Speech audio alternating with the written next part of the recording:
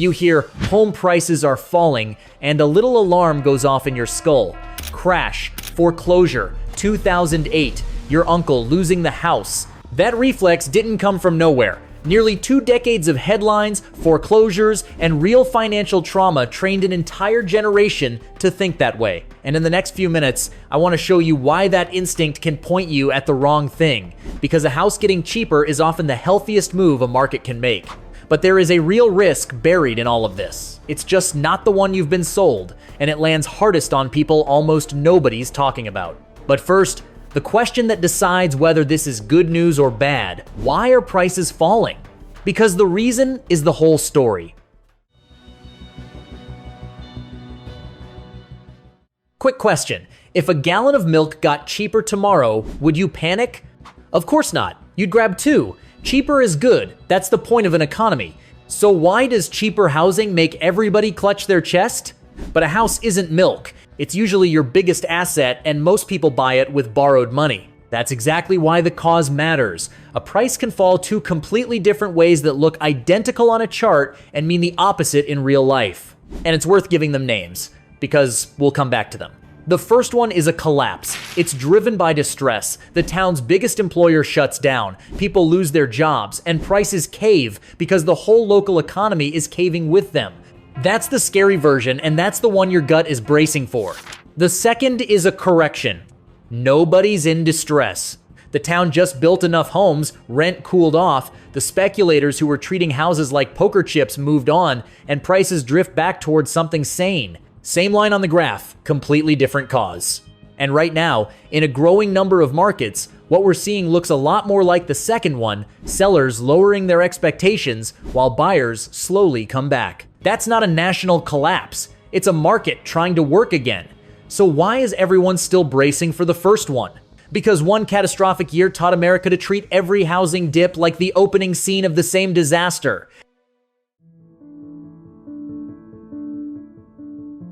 It honestly makes sense that people hear prices falling and think 2008. For most of us, that was the last big housing downturn we actually lived through, so it became the template for all of them.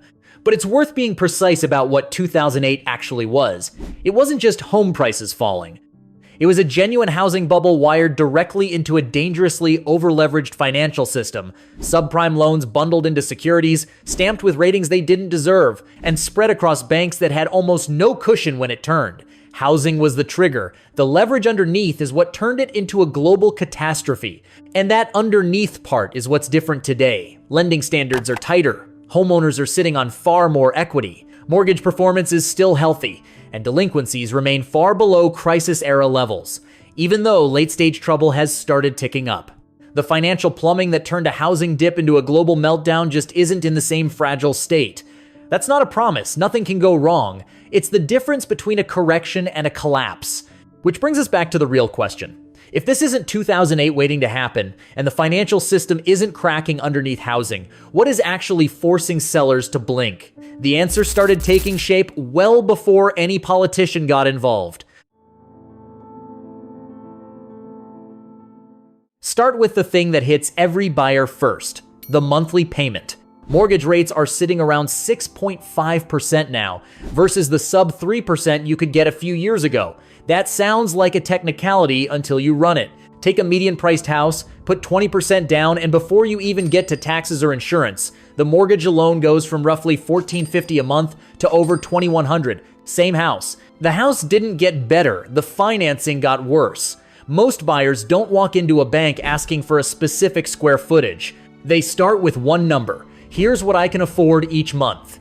When that monthly budget shrinks, something has to give: the price, the size of the house, the seller's expectations, or the number of deals that happen at all. And that's exactly what's showing up. This past June, national asking prices posted their steepest annual drop in nearly a decade. But here's the caveat, because this is where a lot of coverage gets sloppy. That does not mean the typical home is suddenly selling for less. Existing homes were actually closing at record prices, up a couple percent on the year. Asking prices and sale prices are 2 different animals. What's really happening is sellers are lowering their opening bid. They've lost the ability to name a fantasy number and wait for 12 desperate people to fight over it. Buyers are still showing up, pending sales actually rose. This isn't a dead market, it's a market negotiating for the first time in years. Then there's the cost nobody budgets for until it blows up the deal: insurance. You need it to get a mortgage, and in high-risk states, the bill has gotten brutal. In Florida, the typical premium ran north of $8,000 last year, after jumping nearly a fifth in a single year. That's money that can't go toward the house, and lenders count it against you. A place can look perfectly affordable on Zillow and become impossible to finance the second the insurance quote shows up wearing a ski mask. And that's the Zillow illusion. An algorithm puts a number on your house and suddenly it feels like money in the bank. It isn't. A home is worth what someone will actually pay, not what an app says you deserve. There's one more shift underneath all of it. For a decade, big institutional investors were a real source of upward pressure, snapping up starter homes to rent them back out. That's cooling now. Some of the largest landlords have gone from aggressively buying to quietly trimming what they own. It doesn't mean every investor is bolting for the door, but the extra demand they used to pile on is starting to run the other way in some markets. In parts of Texas, these big landlords are now listing homes to sell far faster than they're buying them. And Washington is now leaning in the same direction. A new federal housing law is aimed at reducing barriers to construction, expanding manufactured housing, and pushing local governments to make room for more homes. It also restricts additional purchases by large institutional investors that directly or indirectly control at least 350 single-family homes, though several exceptions remain. And even a policy that works exactly as intended runs into one stubborn fact: when prices finally stop climbing, somebody's balance sheet takes the hit. Imagine buying your first home in 2024. You did everything you were told was responsible, saved, waited, stretched to get in, and now the correction you were quietly rooting for could be the thing that traps you. That's the first group, and it's the one most exposed: recent buyers with thin equity. Buy a $500,000 house with 3% down, and you're starting with about 15 grand of cushion. If the house slips 10%, you're underwater, owing more than it'll sell for. That's not foreclosure. You can keep paying and keep living there. The trap only springs when life does. A layoff, a divorce, a job in another state, and suddenly you have to sell for less than you owe. And here's the quiet irony: some of the people who'd gain the most from cheaper housing over the long run are the same ones most exposed to a sudden drop right now. The second group gets a lot less sympathy. Leveraged investors don't care whether the house keeps the rain off your kids. They care whether the rent covers the mortgage, the taxes, and the insurance. When borrowing costs jump and rents stall, that math breaks. But a corporation losing money on its 712th rental isn't a tragedy. That's a business risk wearing a tiny fake mustache. The third group is the one that's a problem for everybody: home builders. If prices fall too fast, developers stop breaking ground because the finished house won't cover the land and the labor. And that's the cruel loop. We badly need more homes, but a drop that's too sharp scares off the very people who build them, which is exactly why the goal isn't to make homes collapse in value. It's to let incomes, construction, and prices drift back toward each other without killing the incentive to build. Which raises the obvious question: if a crash is the wrong outcome, what's the right one? A healthy correction is honestly kind of boring, and that's the point. It's not a 30% crash in a single year, it's several years where prices simply stop outrunning incomes. Prices ease in the overheated markets, go flat everywhere else while paychecks catch up, and rents soften where enough got built. Buyers get something they haven't had in years: time.